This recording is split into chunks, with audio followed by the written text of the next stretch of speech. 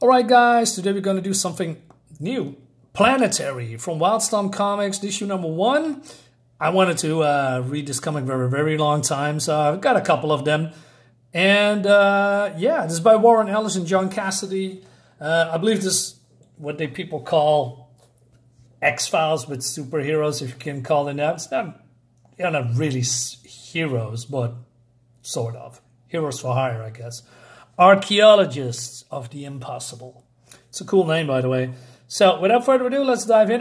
By the way, I know zero about these characters. I have made a review about Batman Planetary. That crossover, it was really good. I made a video about that a long time ago. Check it out. If you, you can go into the search bar and type in Planetary Batman or just Planetary. It's really good. So, and then it piqued my interest to, go read these adventures with these people. That's probably it. She's a hard ass, by the way. She always beat Batman. Pretty cool. So we start here in the desert somewhere. And this guy is complaining about coffee that tastes like your dog took a leak in it, right? So this woman comes in. And she wants to talk to this guy with the white hair and the white clothes. And his name is Elias Snow. And he is, and her name is Jakita Wagner. We spoke on the phone, she says. Explain to me why I shouldn't kill you right now. Is that why you agreed to meet me, Mr. Snow? To kill me? Maybe. Anyway, it seems that he is a hard man to find. And that he is 100 years old.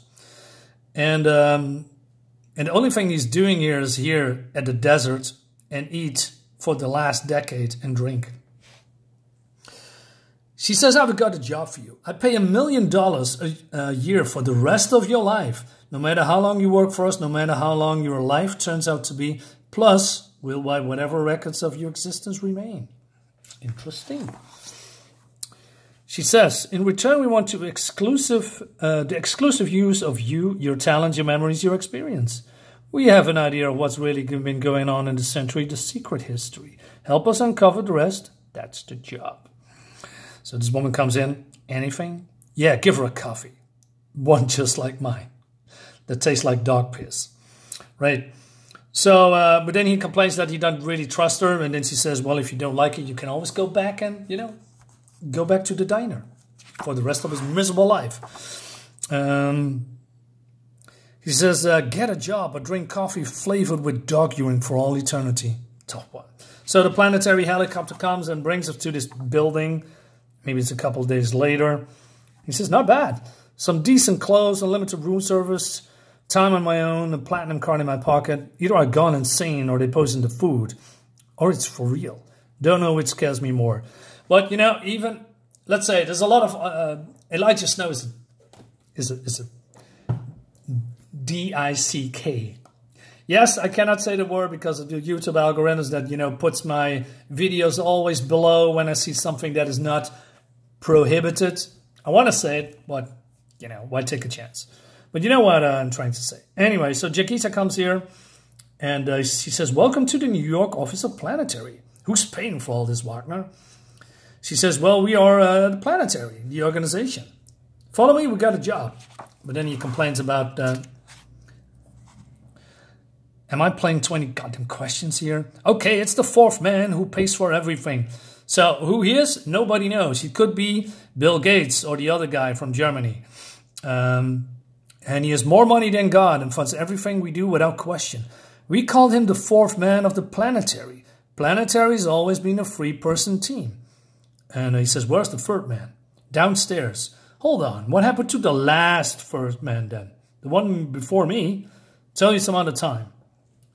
So they go down and they meet with the drummer. So this guy's, we using code names now? So what is your name? And he says, the drummer. Don't mind the drummer, he's crazy. I'm not. He talks to machines, she says. Do they talk back to him or do the antipsychotics stop him from sucking television sets? That's his talents. Machine do as he says, but he's nuts. What's the word, drums? Adirondacks. Is that how you say it? Adirondacks? And he throws a bottle at Snow. He catches it. Adirondacks, big mountains. Some idiot or other planning to put tunnels, roads, and stuff through them. Though God knows what people think they're in the way of. Did resonance scanning, thermal imaging, and all the kinds of stuff, looking for stresses in the mountains. They found a complex of caves inside a mountain, very design-looking complex, man-made. And you know, no one can see the entrance into the system, but scanning shows it's there. We got a mole in a corporation who throws this to us. We buy some time on a spy satellite. And also the entrance is masked by a hologram. Now all this would be weird enough, but do you remember those diaries we stole from the old KGB vaults 2 years back, Jakita? The Adirondacks. Right? The Adirondacks were the last known destination of Doc Brass. So they go there. What we know about Dr. Axel Brass is limited, to say the least. He was born in January 1, 1900, which got our attention. Same birthday as several other unusual individuals. Disappeared January 1, 1945. But by the 30s, he was your genuine resonance man. Great scientist, gifted inventor, something of a visionary. The diaries we obtained were kept by an apparent associate of Brass who died in Berlin during the V-Days. V-Day 1945. His corpse was evidently ransacked by a Russian officer. The book eventually passed into the hands of the KGB, who sealed them in their vault of forbidden knowledge. I like that. A lot of mystery. So she explains that they read the books and then discovered the, information about Brass. There's evidence that he's retarded his own aging and possibly no longer need to eat. He dealt with things that no one outside this group knew about. Things history never recorded. Things we should know about. All right, there's some undiscovered history then. History that is not known made to man. That is interesting. So he says, it's amazing that how you can talk but you don't actually say anything, right? But then she walks off. Don't piss her off, man. Why? Because he can drop kick a rhino over the Grand Canyon. So he's getting angry at the drummer. And the drummer says, no wonder you spent most of your life on your own, man. Anyway, so the drummer stays behind. They jumping down. Well, Miss Wagner is jumping down. Come on, the entrance way is that way, and I want to get there before I retire. Can you really drop kick a rhino across the Grand Canyon? Try to win an old man who irritate the crap out of me, and it works. Might work with a rhino. So Snow wants to know, how long has the Planetary been going? She doesn't know, but she just joined 4 years ago, so it could be years or decades, right?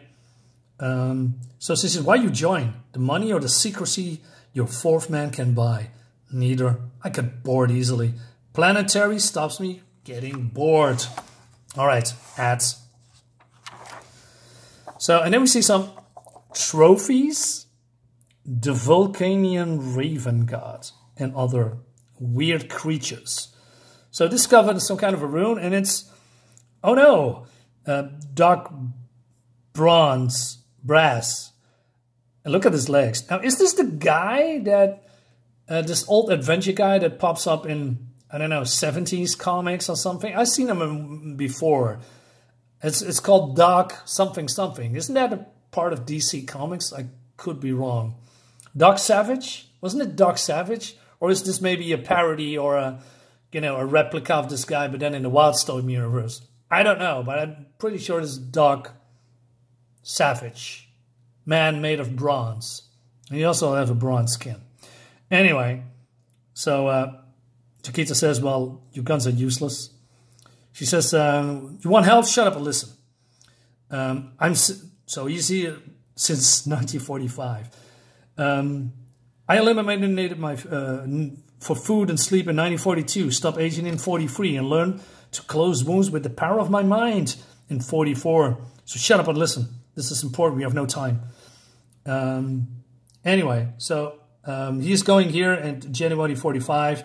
They built this place, some kind of a secret headquarters about these mystery men. And they're all, I don't know, good guys, adventurous, explorers, right? Not entirely sure. And they are here for some, I don't know, some revelation. And it happens they built some kind of a supercomputer, and they want to stop the Second World War. Now, so what happened is that you put on or turn on the machine. You have to put in some kind of equations to that, and then the computer is, how do you say, creating the multiverse, you know, or something like that. And this is not the multiverse that we are speaking of now. When people talk back in the day, this is 90s comics, by the way, 1999 to be precise. The multiverse was something astonishing, something that is exciting to read because, oh, wow, the multiverse, right? Now it's just a gimmick to, you know, oh, this guy died. Oh, well, it's not a real one. It's just from the multiverse, right? It doesn't matter. Nothing matters anymore nowadays. But back in the day, there was a sense of adventure. There was a sense of creativity. Now it's just all gibberish. Anyway, so this guy says, we have a mechanical brain, gentlemen, but unlike we have any we ever imagined. The quantum brain could perform each calculation across the universe, each possible answer being processed in a different world, each alternative universe vanishing one by one until the answer made itself real. So the equation creates universes, and then when there is an answer on that universe dies until there is only one solution for stopping, you know, the evils of the world. That's how I interpreted it right away.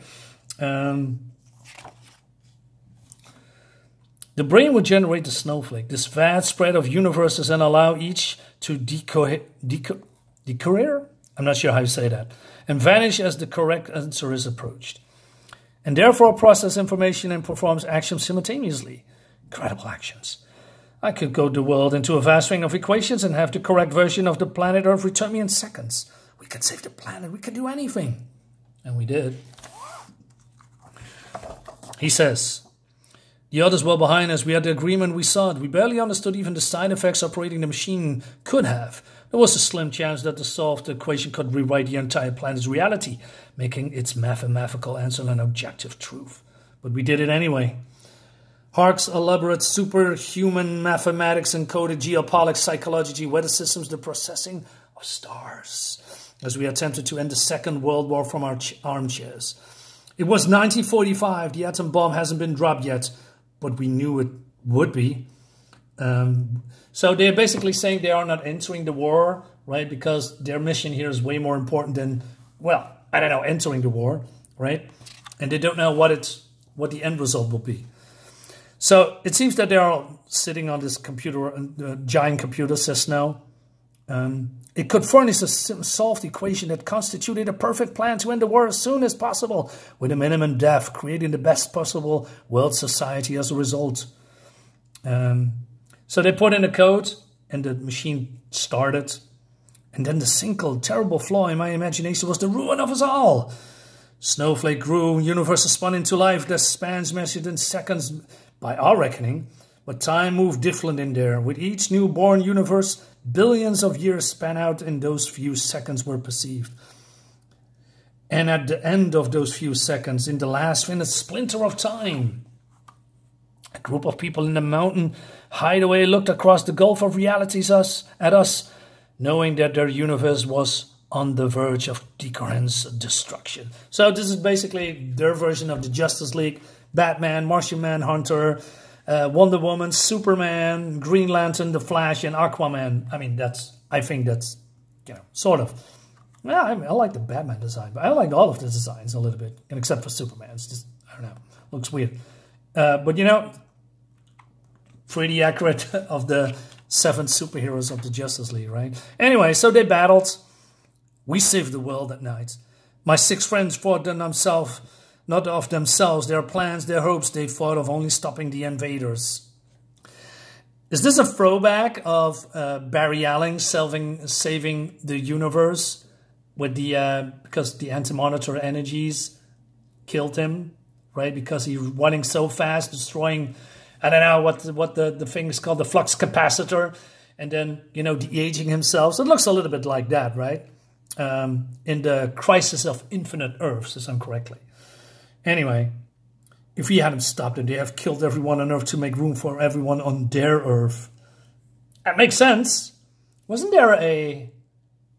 Yeah, I believe it was a Fantastic Four comic with other realities clashing into their own, and then people poured it over to their universe or something like that.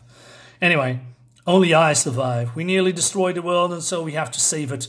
But by saving it, it destroyed us. I couldn't switch off the brain. I couldn't switch the brain off, so I couldn't leave it.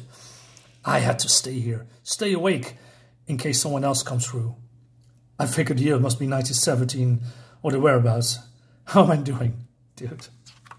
You're 20 years off, plus, or 30 years. I think it'll be okay. We have the hospitals here. We can be taken care of. You can finally rest. So there's also a fur chopper. So Snow says, who is the fur chopper for? And she says, I don't tell. Awake for more than 50 years, poor bastard.